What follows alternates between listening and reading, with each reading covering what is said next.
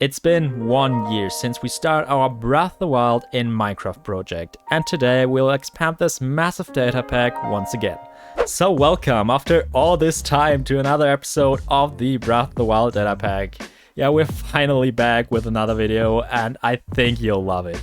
As today we're not only adding new enemies and things to do, we'll also introduce a completely new boss fight against the Talus. And there's even a little surprise for all of you at the end. But first things first, back in January I did a poll on the mob that you would like to see in this episode of the Breath of the Wild data pack, and honestly, from all the options, I never thought that the moblin would win since they're just kinda bokoblins in big. But anyway, we did a stream in February and it was actually a ton of fun. We pretty much did most of the mob there already, so here's our boy. The moblin comes in blue and red at the moment, and there's actually a slight difference to a bokoblin here, and to which we'll get in a second. But first, let's talk about... Yeah, they'll pretty much smack you away, and we also gave them this little area of effect attack, which does kinda hurt.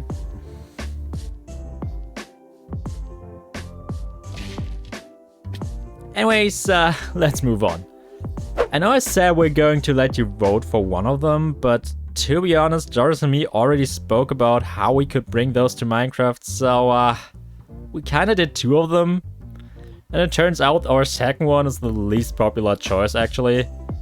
Yeah, we did Dr. Rock. But hear me out, you all just don't know how cool these are. Imagine a sunny day with all your friends and family, and suddenly out of a corner somewhere one of these guys shows up and it's just like... Yeah, I know, but not gonna lie, making the Octorok was probably one of the most fun ones so far. Joris made the model ages ago actually, and after like 5 months I finally got to code them. I started by implementing the logic for the disguise. Basically, that was really simple. If you get too close, they'll hide in the ground, and when you move just a little bit away, they'll get off the ground. I eventually cut off the grass in the model and replaced it with an actual grass block. It simply matched the biome color much more and had a better sizing. I then coded a basic projectile for them to shoot at the nearest player.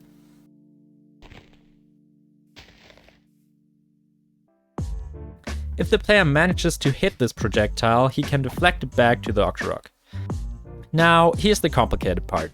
Our Octorok is just a collection of display entities, so how will we be able to hit it?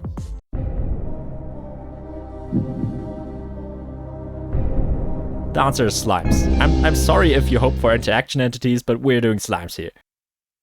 Look, I like interaction entities and I think they replace villagers for right-click detection, but for hitboxes, I mean, sure, they work for normal hits, but we'll have to code arrows or explosions to make damage too, and that doesn't even include all the custom items for which we'd have to make edge cases, so yeah, slimes.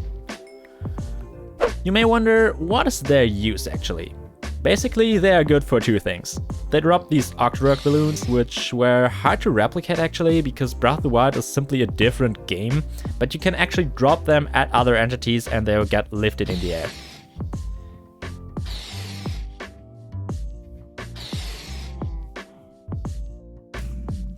But secondly, and probably more useful, there's another variant of the Octorok, the Stone Octorok, which looks like this, and their attack is also slightly different. Basically, when they charge up for an attack, you can drop your tools and they'll completely repair them for you. Now, every Stone Octorok can only do this once in its lifetime, but yeah, it's a good way to repair all of your tools and armor, and I mean, it looks adorable, come on guys. While we're at it, I have no idea where else to place this in the video, so I'm just gonna say it here. We also did the elemental weapons. These were pretty easy actually, we already had functions for all the elemental effects, so yeah, here's the Flame, Thunder and Frostblade. Which you can find in, let's say, rune chests? Jeez, we need more structures for loot. Though all these items got me thinking, wasn't there a way to upgrade your gear in Breath of the Wild? Pretty early in the game you'd find these fairy fountains, which exist. So let me introduce you to the beautiful Great Fairy. I hope you all agree that this doesn't even look slightly cursed, so we can move on with the video. Well, what sometimes sucks about data packs is that there isn't really a good way to deal with strings, or in other words text. Since I wanted custom names and descriptions for all the armor levels, I had to create an item modifier for every single item, but I guess it was worth it. Anyways, after a lot of coding, items can be upgraded, and the way this works is that if you select an item and interact with the Great Fairy, it will tell you which items are needed for the upgrade. And now there's actually one last thing that's missing, and that is a feedback when we actually upgrade something. What do they do in the game again?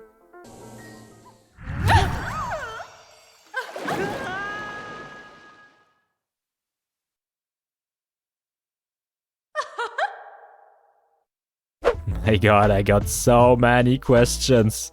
Anyways, I'd actually like to keep my YouTube channel, so fireworks! Woo! You did it! Where's the Bedrock version? So, fireworks.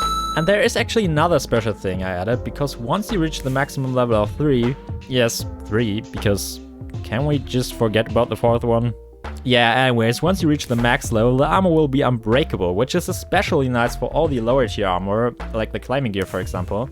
Or, wait, I never showed you the Hylian tunic. The Hylian tunic, a beautiful set of armor and the state of fashion in Hyrule. Buy the Hylian tunic now to be worth a shit lol. Yeah, here's the Hylian tunic. It's a new armor we created. It's pretty old actually by now. I think I did it in January or something. But here it is. I hope you like it. Anyways, functionality-wise, this place is done. But in Breath of the Wild, you can usually find some fairies flying around the fountain, which you can even collect, and I thought we should do the same here. So I made these fairies which fly around in a sine curve, and when you right-click them, you can collect those. In Breath of the Wild, they can resurrect you in case you die. In Minecraft, we theoretically could do that by using a totem of undying, but honestly, we have to think about the game's balancing, and that would literally break everything. So instead, I decided that fairies will heal you automatically if you got below 3 full hearts, but they can't rescue you from an attack that kills you in once. I think that sounds sorta like a fair deal. It's pretty much all we can do because it would be way too OP otherwise. Though somehow one thing is missing and I just can't really... Wait, give me a second. Music in my ears. You've seen absolutely nothing. Yeah, well, maybe let's not add that. Anyways, back to the video. It's time for the main attraction. We're doing the Talus, baby. Since this boy is made out of stone, we literally built the Talus inside Minecraft and imported the structure into Blockbench to animate it. I then moved on and started to code in different poses and attack animations using item display transformations. Looking good so far, so after that I made it chase the player and worked on the actual battle mechanics. In Breath of the Wild, you can only damage a Talus if you hit the ore at its head.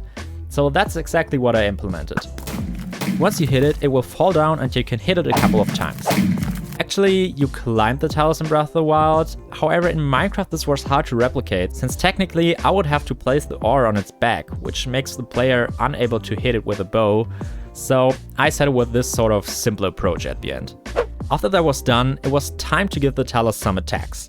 A Talus can throw its arms at the player, which deals a massive amount of damage. When through both of its arms, it will regenerate those after a couple of seconds.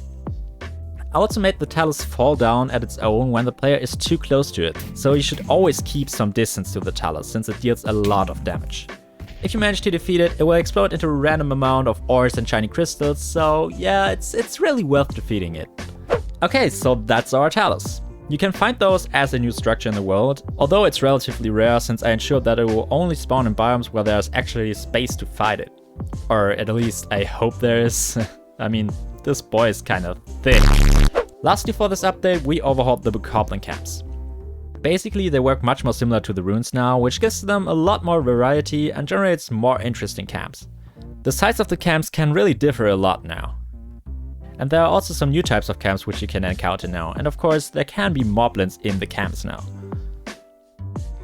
Like always, there are a few minor changes to this update. For example, the elemental arrows are now visible in the texture of the bow, which looks especially cool for the ancient arrows in my opinion.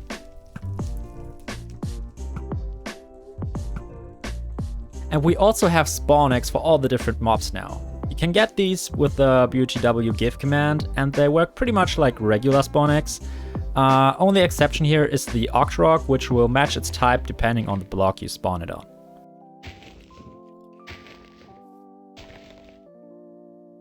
Also, when it comes to the Guardian and the Talus, I really recommend only spawning one of them, because while it's technically possible to have multiple of them in the world, there's really a lot going on, so I wouldn't recommend spawning multiple of those. Alright guys, so that sums up our video. I hope you liked all the new features in this episode, and if you did, don't forget to show that by leaving a like, and while you're at it, why not subscribe? If you can't get enough of Breath of the Wild content, I really suggest checking out Hazuki's video on the Master Cycle Zero. It's not only a cool mechanic, it's also really fun to watch and informative if you're into coding.